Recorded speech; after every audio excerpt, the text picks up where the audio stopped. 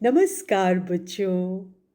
लो, आ गई नानी लेकर एक नई कहानी।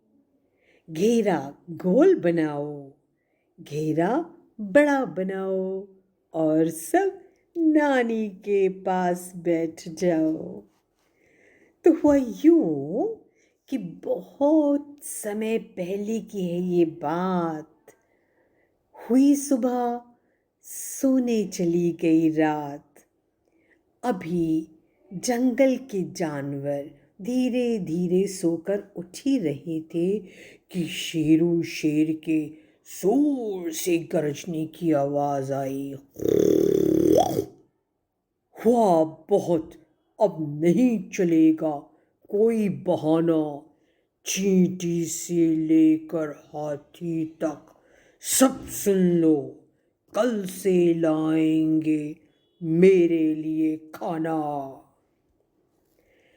ये कहते ही शेरू शेर इतनी जोर से गरजा कि धरती हिलने लगी। डर से सारे जानवर कांपने लगे। इस ऐलान के बाद शेर ने बड़े बड़े नुकीले दांतों वाला मुंह खोलकर जमाई ली। जिस पत्थर पर बैठा था उस पर खड़ा हो गया। पीली पीली आंखों से हर जानवर को घूरने लगा और कल से खाना लाने का हुक्म देकर अपनी गुफा की तरफ मुड़ गया।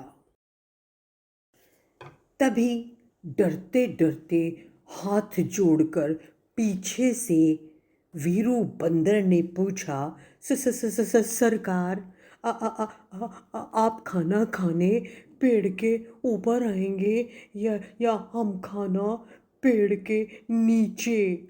सवाल अभी पूरा भी न हो पाया था कि शेर गरज कर बोला, हम राजा हैं, खाना हमारी ही गुफा में लाया जाएगा। सब जानवर अभी तक कांप रहे थे। तय हुआ कि शेर ने कहा था चींटी से हाथी तक, तो सबसे पहले राजा शेर को खाना देने की बारी चुनमुन चींटी की थी। दिन भर बेचारी चीनी के दाने बटोरती, शाम होते ही शेर के घर खाना देने पहुंची। शेर खाने के इंतजार में तालाब में मुंह धोकर बैठा हुआ था। चींटी ने बड़ी विनम्रता से उसके आगे कांपते कांपते चीनी का एक दाना रख दिया। उसके पीछे चींटियों की तो कतार थी। उसकी सहेलियां भी एक एक बेचारी दाना लाई थीं। सब ने शेर के आगे ढेरी लगा दी, जो उन सब के लिए बरसात के मौसम में सहारा बन सकती थी। मगर शेर, उसके लिए तो ये ढेरी उसके पंजे के छोटे नाखून से भी कम थी। गुस्से से शेर ऐसा गरजा कि जमीन हिल गई। चींटियां तितर बितर होकर डर के वहां से भाग निकली। शो दूसरे दिन कुतरू चूहे की बारी थी। बड़ी मुश्किल से उसने पनीर का एक टुकड़ा छिपाकर अपनी प्यारी चुईया के लिए रखा था। कल चुईया का जन्मदिन जो था और वो पनीर के उस टुकड़े को उसे उपहार में देना चाहता था। मगर आज आज अगर शेर को खाना न दिया तो सोचकर बेचारा नन्हा चूहा कांप गया। शाम होते ही पनीर का टुकड़ा दांतों में संभालता चूहा शेर की गुफा में जा पहुंचा। कांपते डरते पनीर का टुकड़ा शेरू शेर के पैर के पास रख दिया। शेर ने अपने नाखून से उस पनीर के टुकड़े को उठाते हुए पूछा, ये क्या मजाक है? आज तो मैं तुझे छोड़ूंगा नहीं। ये कहते ही उसने बेचारे चूहे को दुम से पकड़कर उठा लिया। चूहे ने हाथ जोड़कर दुहाई दी और शेर को याद दिलाया, सरकार, एक बार मेरे पिताजी ने शिकारियों का जाल कुतर कुतर कर आपके पिताजी की जान बचाई थी। आज हुजूर, आप मुझ पर रहम कीजिए। थोड़ी देर शेर कुछ सोचता रहा। फिर उसने चूहे की दुम छोड़ दी। चूहा सरपट भागा और गुफा के पास मिट्टी में जो बिल था सीधा उसमें जाकर छिप गया। अगले दिन गोलू खरगोश की बारी थी। बेचारा रात भर वो कहानी याद करता रहा जो उसकी नानी ने अपने पर नाना और शेर को सुनाई थी। पर अब न तो जंगल में कोई कुआं था और न ही उसे नानी के पर नैना जैसी कोई तरकीब सूझ रही थी। आपको वो तरकीब याद है ना, जब कुएं में खरगोश ने शेर को उसकी ही शक्ल दिखाकर उसे गिरा दिया था। दिन भर जंगल के पास के खेतों से शलजम और गाजर बेचारा खोदता रहा। शाम को पसीने में तर शेर की गुफा के सामने शलगम और गाजर की गड्डी रखकर जैसे ही वापस चलने लगा, शेर गरजता हुआ गुफा के बाहर आया। नादान, मैं ये खाना खाऊंगा। गोलू खरगोश बेचारा समझ ही नहीं पाया कि जिस खाने के इतने फायदे उसकी माँ और बड़े बताते थे, उसे खाने में शेर को भला क्या परेशानी हो सकती है। बच्चों, तुम्हें भी बड़े बताते हैं ना कि गाजर खाना कितनी अच्छी आदत है। तो चलो कहानी पे वापस चलते हैं। इससे पहले कि वो अपनी माँ की बताई बातों को शेर के सामने दोहराता, शेर फिर गरजा। इस बार धरती फिर कांप गई। खरगोश भी डर के मारे कांप गया और छलांग लगा। वहां से 9, 2, 11 हो गया। चौथे दिन वीरू बंदर को जाना था।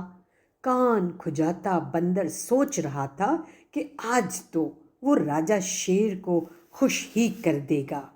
डालियों पर दिन भर इधर से उधर कूदता रहा, खेलता रहा और शेर के लिए मीठे मीठे फल इकट्ठे करता रहा। जो फल तोड़ता पहले उसे चखता, मीठा फल रख लेता और खट्टे फेंक देता। शेर को खुश करने के लिए बंदर उसकी गुफा पर समय से पहले ही पहुंच गया।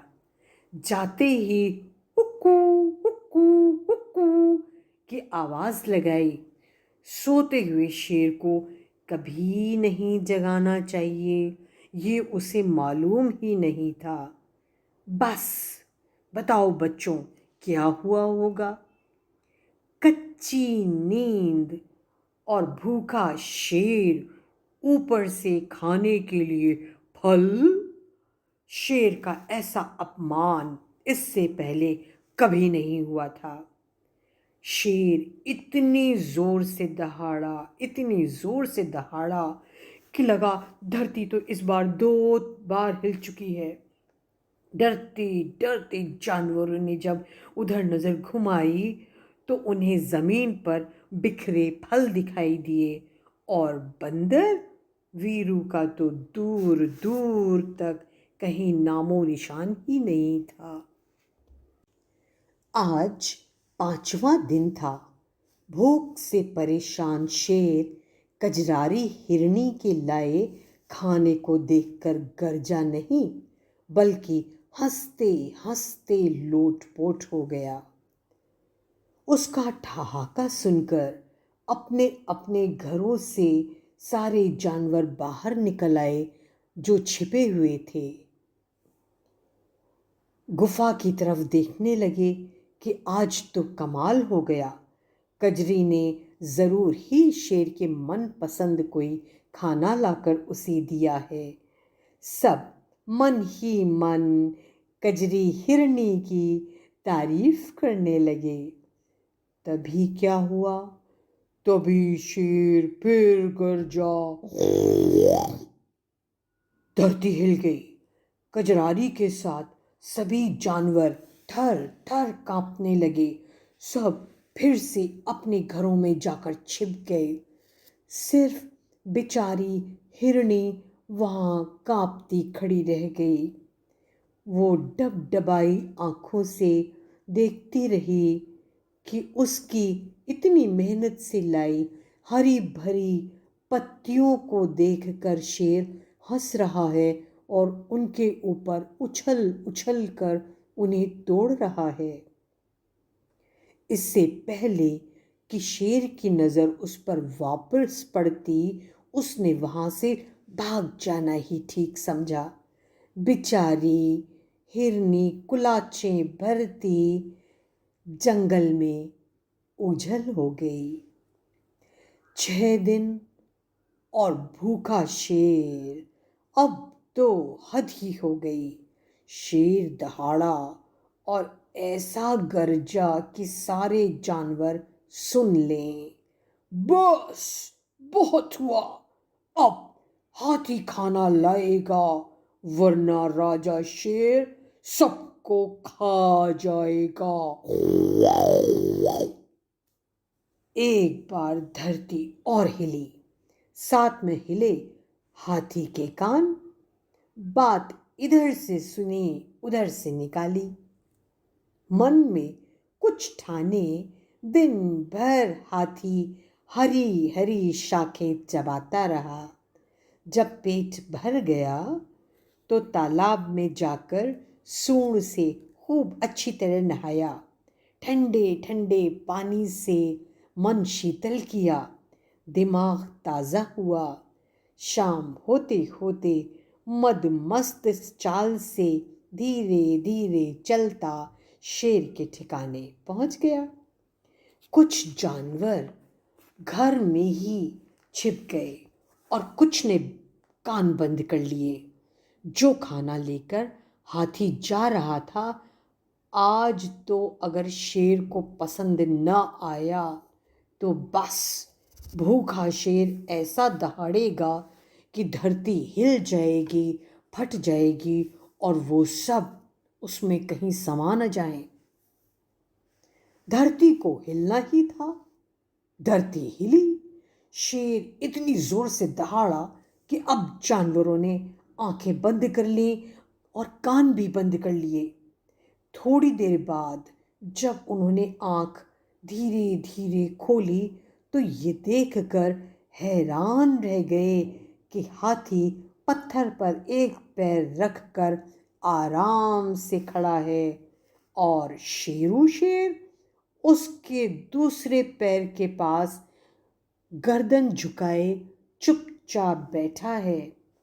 सबसे हैरानी की बात यह थी कि अब धरती नहीं हिली, शेर नहीं गरजा। सब जानवरों के आंख कान तो बंद थे, इसलिए ये जादू कैसे हुआ किसी को समझ में ही नहीं आया। चलिए आपको बच्चों नानी चुपके से बता देती है। हाथी ने तालाब पर नहाने के बाद पास के खेतों से कुछ गन्ने तोड़े। गन्ने जानते हो, जिनसे चीनी बनती है, गुड़ बनता है।